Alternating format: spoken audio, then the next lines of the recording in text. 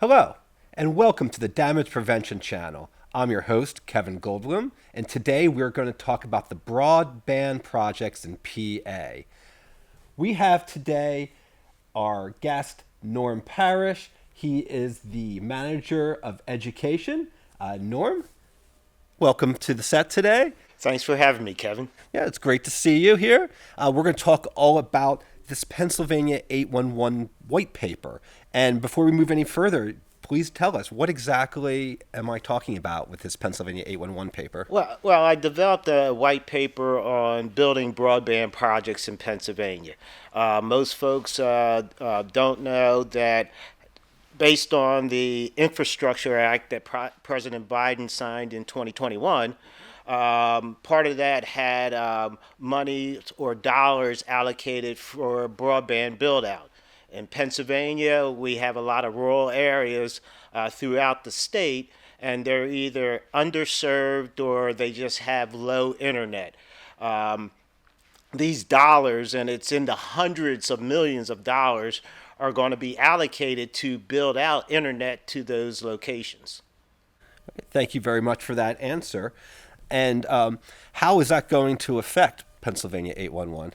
Well, you just have to go back to the how projects get done in Pennsylvania, or the one call system. Basically, everybody knows that you have to call 3 to 10 business days before you dig.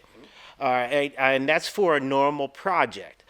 These infrastructure projects are going to be large, or as we deem them, complex in nature, and you need to do different things to ensure that you're not damaging the underground facilities that are already there. Very good. And so, why exactly then the need for this white paper? Well, what happens is that the broadband companies are going to come in and they're going to bid on getting different jobs throughout the state. The state has already put in place a structure or an authority to manage all these dollars coming in for broadband, which is a good idea because you want to keep track of the dollars. Different companies are going to get the opportunities to get those dollars and build out their networks.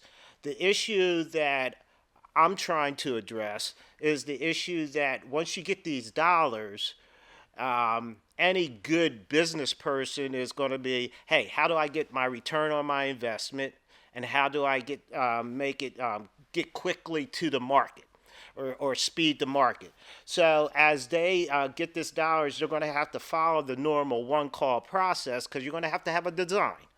All right. And what I'd like to tell the audience is visualize a neighborhood that they feel is underserved. Now, this neighborhood's going to get new internet or a new build. That company has to do a design. In Pennsylvania, anytime you're doing any design, you have to do a design notification through our system. Now, this will be a complex project, so they're going to do it through our Coordinate PA system. Just briefly, Coordinate PA is a new system that we put in place in 2017. It helps folks project manage any underground excavation. So these companies can really, we like to say the 4 C's. They can, collaborate, coordinate with each other, which feeds into, hey, them cooperating with not only the existing facility owners, right, but cooperating with the municipalities and everybody that has underground facilities, so that they're communicating through to everybody that's involved in the project. So this is a key step that they need to go through because these are complex projects. So what I would also like to highlight that when they do the design process, if they do certain things correctly in the design process, things will go a lot easier in the construction phase. And I wanted to highlight that because if they don't, then they're going to spend a lot of money that they don't have to spend in the construction phase. Okay. Have you seen a large uptick in tickets since these projects have come to Pennsylvania? Oh, yeah, there's been a tremendous, I can't give you the exact number, but you have a huge increase of dig notifications coming to municipalities. So, one of the problems that I want to point out to them is that any good project manager, you have to visualize that you have a subdivision where you have a lot of homes and they're trying to get the internet to them. All right. Remember, I said speed to market.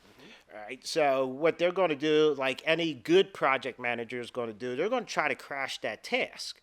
All right. They're going to probably try to get at least 2 or 3 crews in there, get it installed, get it installed quickly. The problem that you have is this is underserved areas, so they don't have a lot of infrastructure already there. And if you look at it from a standpoint from a Pennsylvania 811 viewpoint, they probably a municipality who owns, let's say they own water facilities, and they probably get maybe 20 tickets a month. Okay. So they have one person that's responsible for doing their one call locating. And that one person probably has multiple jobs. He just doesn't do locating. He's probably the roadmaster and he does a couple other things for the municipality. Now you have this project coming in where this project, they have about 3 or 4 crews and they want to do the entire municipality or entire neighborhood and they want to get it done in a week. All right, and all of a sudden this locator gets 300 tickets Oh, wow. a week. It won't be done. So the process that I'm trying to highlight to these folks is, one, you have to communicate to these locators in the municipalities that you're coming there, and you're going to have to coordinate with them to get the locates done.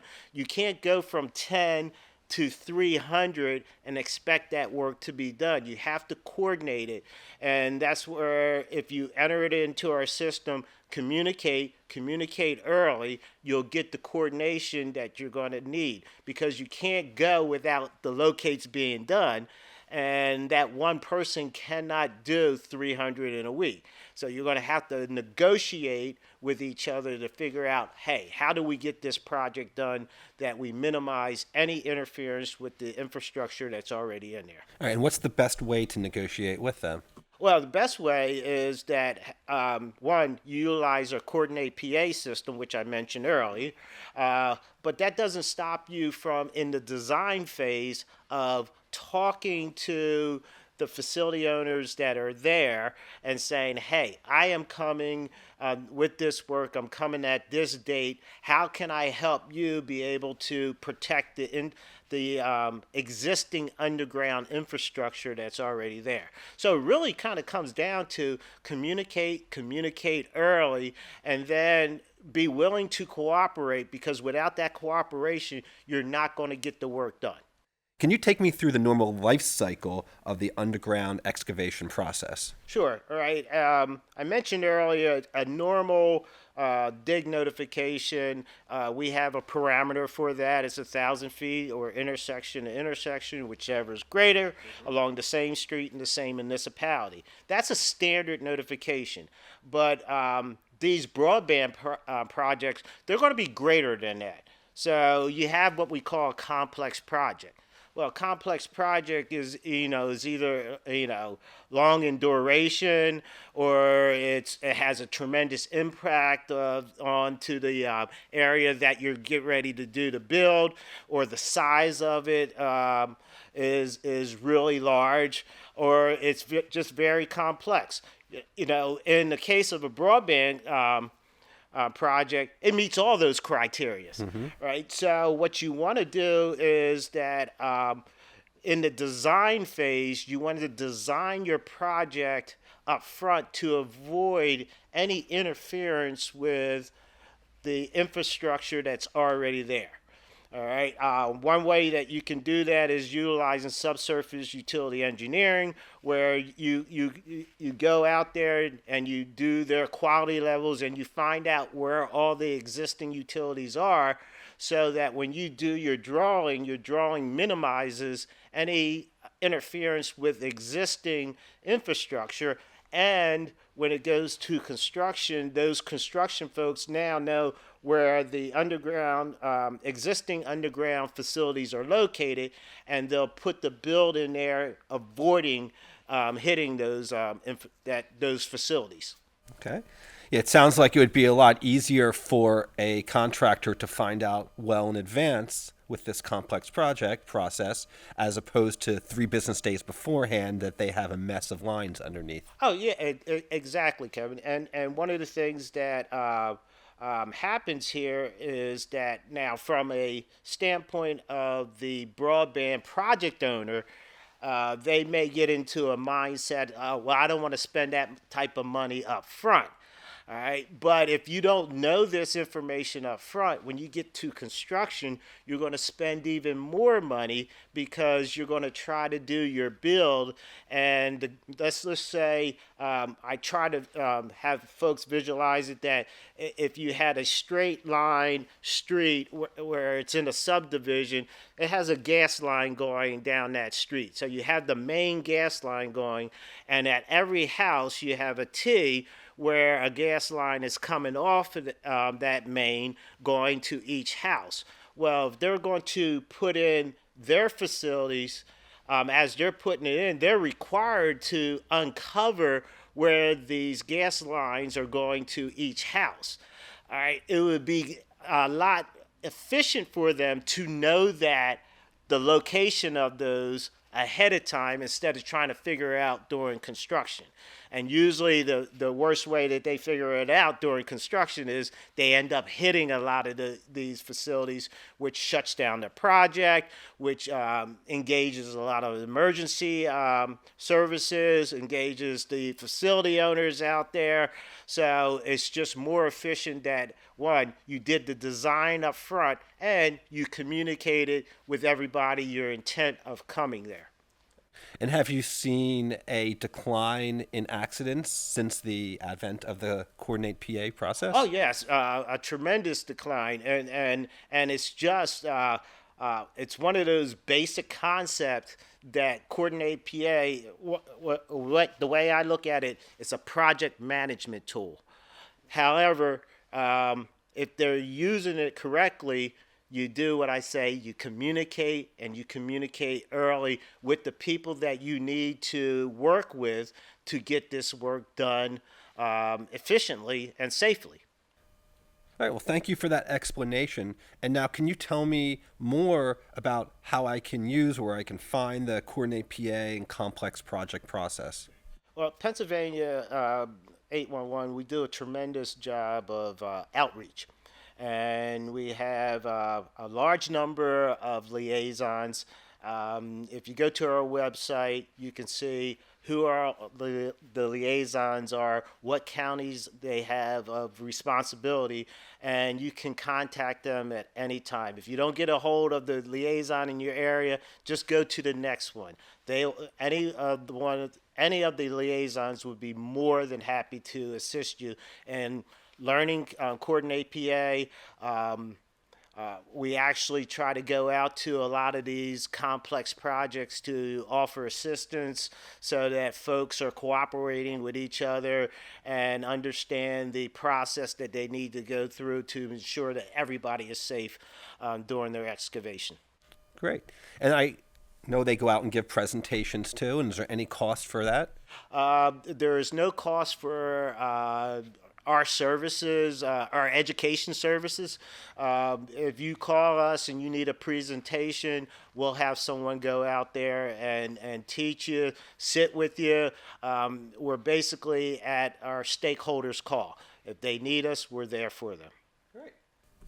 All right, Norm, now I've learned a lot about this white paper today, and how would I get a copy of it?